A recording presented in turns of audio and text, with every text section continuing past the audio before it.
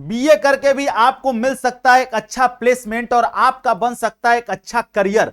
पर हमारे इस देश में बहुत सारे लोगों के दिमाग में यह मिथक रहता है कि बीए करके हम क्या करेंगे। आज इसी मिथक को आपको तोड़ना पड़ेगा और उसके लिए आपको करना होगा एक टॉप सेंट्रल यूनिवर्सिटी से बैचलर ऑफ आर्ट्स यानी कि बीए। और जब आप टॉप सेंट्रल यूनिवर्सिटी से बैचलर ऑफ आर्ट्स बीए करने की सोचते हैं तो आपको देना होता है सीयूईटी का एग्जाम। आज इस वीडियो में मैं बात करने वाला हूं सीयूईटी के एग्जाम पैटर्न की, साथ में मैं बात करूंगा कैसे आप उस एग्जाम को क्रैक करेंगे, क्या क्या तैयारी के दौरान आपको करना चाहिए, कौन सी टॉप सेंट्रल यूनिवर्सिटी है जहां से आप बीए करेंगे तो आपका एक अच्छा भविष्य होगा, एक अच्छा प्लेसमेंट होगा, जो आप बहुत सारी चीजों को लेकर के सोचते हैं। तो चलिए इस वीडियो को स्किप मत करिएगा, ध्यान से देखिएगा, सारी कहानी इस वीडियो में आपको डिटेल में समझाऊंगा और वो रोड मैप जो आपको पहुंचा देगा टॉप सेंट्रल यूनिवर्सिटी में। अगर मैं सीयूईटी बीए के प्रिपरेशन रोड मैप की बात करूं तो कहानी शुरू होती है आपके सीयूईटी से एग्जाम से। सीयूईटी के एग्जाम पैटर्न की अगर मैं बात करूं तो आपके एग्जाम पैटर्न में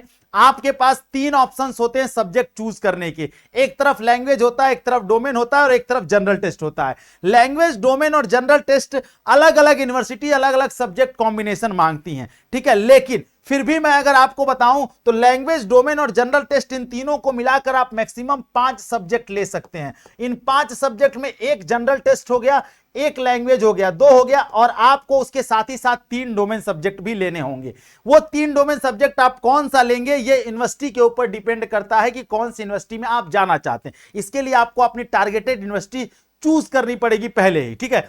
अगर मैं लैंग्वेज की बात करूं तो ज्यादातर बच्चे हिंदी और इंग्लिश लैंग्वेज को लेते हैं। उसके अलावा आप 13 और भाषाएं, 13 भाषाएं टोटल है, इसमें 13 लैंग्वेजेस हैं, आप कोई भी लैंग्वेज रीजनल ले सकते हैं। उसके अलावा डोमेन सब्जेक्ट में history, geography, polity, economics, sociology, psychology, philosophy के साथ साथ फिजिक्स, केमिस्ट्री, मैथ भी आप ले सकते हैं डोमेन सब्जेक्ट में बीए करने के लिए। पर दिल्ली यूनिवर्सिटी ही एक ऐसी यूनिवर्सिटी है जो साइंस डोमेन को भी कंसीडर करती है बीए करने के लिए। बाकी कहीं पर जनरली ऐसा नहीं है। पर ये आपके चॉइस पर डिपेंड करता है, आप किस यूनिवर्सिटी को जाते हैं उस हिसाब से आपका सब्जेक्ट कॉम्बिनेशन बनता है। जनरल टेस्ट की अगर मैं बात करूं तो जीएटी में 3 टॉपिक्स आते हैं, जीके, जीएस, करंट अफेयर होता है, एक तरफ क्वांट होता है और एक तरफ लॉजिकल रीजनिंग होती है, ठीक है। इन तीनों को मिलाकर के एक सब्जेक्ट बनता है जिसे जीएटी कहते हैं।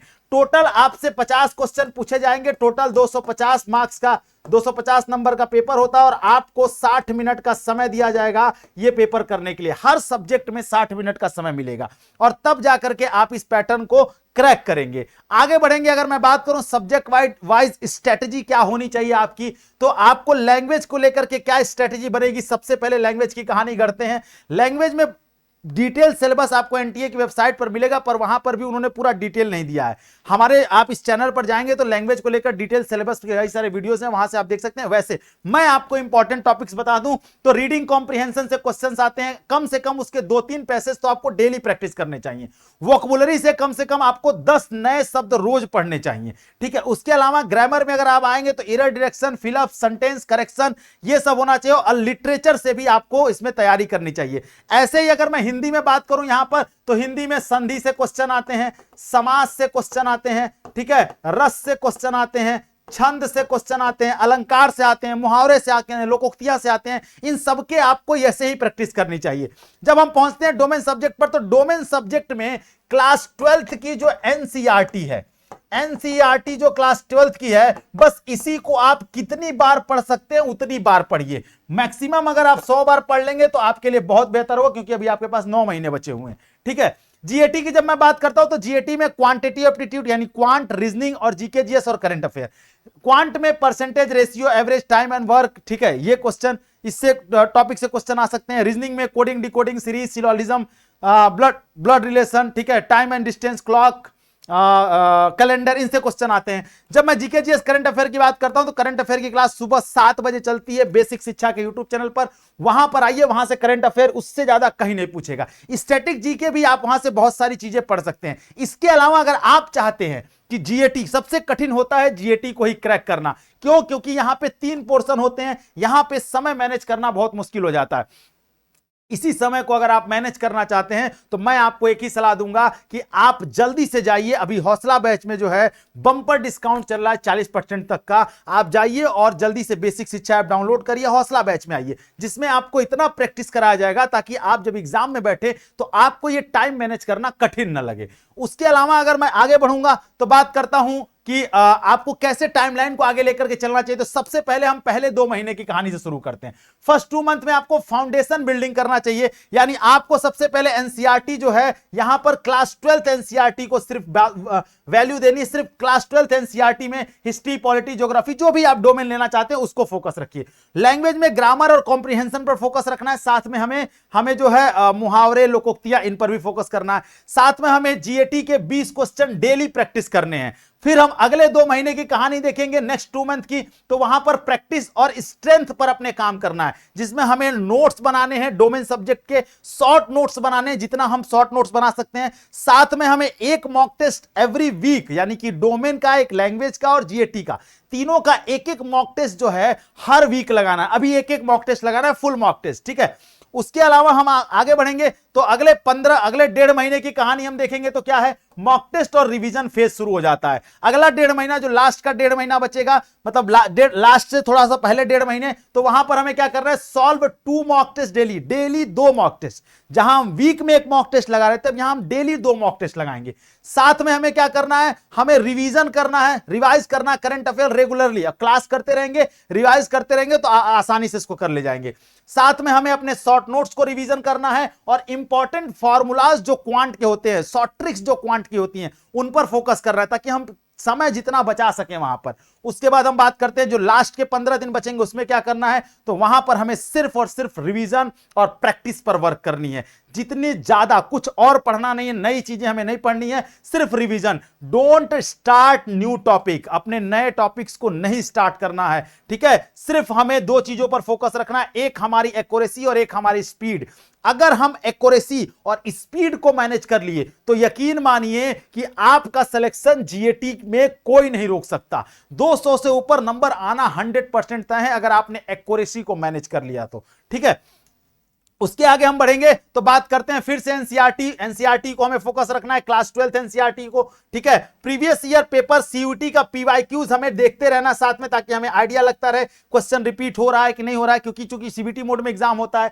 करंट अफेयर और ऑनलाइन मॉक टेस्ट ज्यादा से ज्यादा देना है। जितना मॉक टेस्ट आप दे सकते हैं उतने ज्यादा से ज्यादा मॉक टेस्ट दीजिए ताकि आप बेहतर प्रिपरेशन आगे कर सकें, ठीक है। अब बात करते हैं हम लोग मॉक टेस्ट और रिवीजन स्ट्रेटजी लास्ट महीने में। लास्ट महीने के 10 दिन पहले हम कैसा, एग्जाम के पहले क्या करेंगे, तो हमको कम से कम 2 मॉक टेस्ट जो है वो पर वीक 2 मॉक टेस्ट लगाते रहना है, फुल मॉक टेस्ट। साथ में पर डे डीपीपी टेस्ट तो लगाते ही रहना है, mock test, full mock test लगाना है। साथ में हमें अपने एरर पर काम करना है कि हम कितनी गलतियां कर रहे हैं, और अगर एक बार कोई क्वेश्चन गलत हो जाए तो यकीन मानिए कि उस पर इतना काम कर लेना है कि आगे दोबारा कभी गलत ना हो। एक बार अगर कोई गलती हो जाए तो दोबारा वो गलती हमसे नहीं होनी चाहिए। रिपीटेशन गलतियों का ना होना चाहिए। प्रैक्टिस करनी है, रीप्रैक्टिस, हमेशा जो रॉन्ग क्वेश्चंस हो रहे हैं उनकी रीप्रैक्टिस करनी है। ये बहुत इंपॉर्टेंट की है आपका कि अगर आप रॉन्ग क्वेश्चन की रीप्रैक्टिस करते हैं तो आपको हमेशा ये पता चलता रहेगा कि आप गलतियां कम करते जा रहे हैं, और एक टाइम ऐसा आएगा जब आप गलती 0 करेंगे और वहीं आपके सिलेक्शन के चांसेस बढ़ जाएंगे।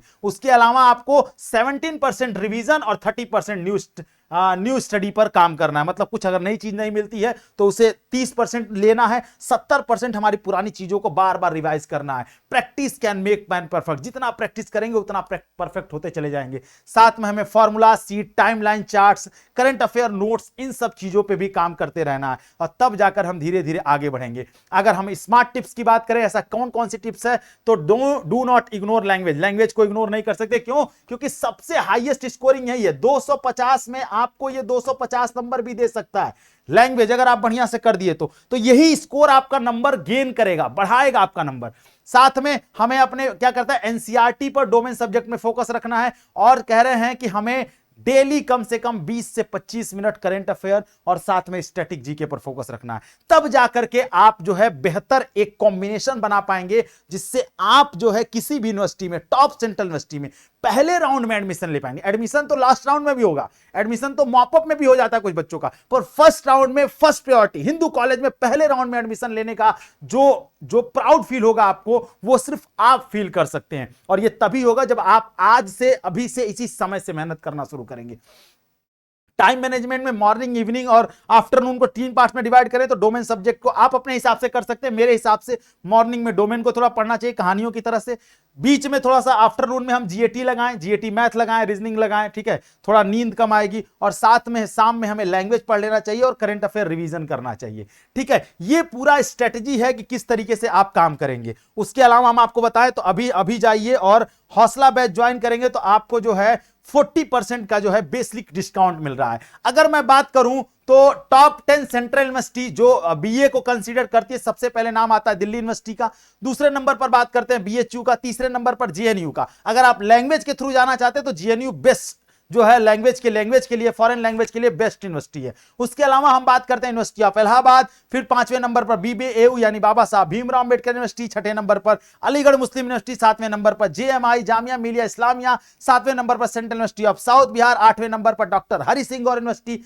9वें नंबर पर डॉक्टर हरि सिंह और 10वें नंबर पर गुरु घासीदास विश्वविद्यालय। ये टॉप 10 यूनिवर्सिटीज हैं। और अगर मैं बात करूं, अगर आप सिलेबस देखना चाहते हैं तो डिटेल सिलेबस यहां से आप देख सकते हैं, किसी भी डोमेन का CUT.NTA.NIC.in पे जाएंगे तो यहां पर आपको सिलेबस दिखेगा और यहीं से आप सिलेबस देख सकते हैं। यहीं पे नीचे सिलेबस का ऑप्शन आएगा और वहां से आपको सिलेबस दिख जाएगा, ठीक है। तो यहां से ये आपका सिलेबस का ऑप्शन दिख रहा है, यहां से सिलेबस पर क्लिक करेंगे तो आपको सिलेबस खुलेगा और आप आसानी से उसे देख सकते हैं। तो इस तरीके से ये पूरी कहानी हमने आपको बताई और ये पूरी बातें अगर आप फॉलो करते हैं तो आप यकीन मानिए आप आसानी से एक अच्छे सेंट्रल यूनिवर्सिटी में पहुंच सकते हैं। तो अभी जाइए बेसिक शिक्षा ऐप डाउनलोड करिए, जैसे कि ये बच्चे अलग अलग यूनिवर्सिटीज में, अलग अलग बीएचयू में 2025 में, ड्यू में 2025 में, अलग अलग यूनिवर्सिटी में परचम लहरा रहे हैं। मैं चाहता हूं आप भी जाइए और अलग अलग यूनिवर्सिटी में अपना नाम रोशन करिए। ये पूरा रोड मैप आपको कैसा लगा मुझे कमेंट सेक्शन में जरूर बताइएगा। साथ ही साथ वीडियो अपने हर दोस्त को शेयर करिए जो बीए करने के लिए सोच रहा है और जवाब देना चाहता है कि बीए करके आप क्या कर सकते हैं। तो मिलते हैं नेक्स्ट वीडियो में, तब तक अपना ख्याल रखिएगा। Thank you so much. जय हिंद।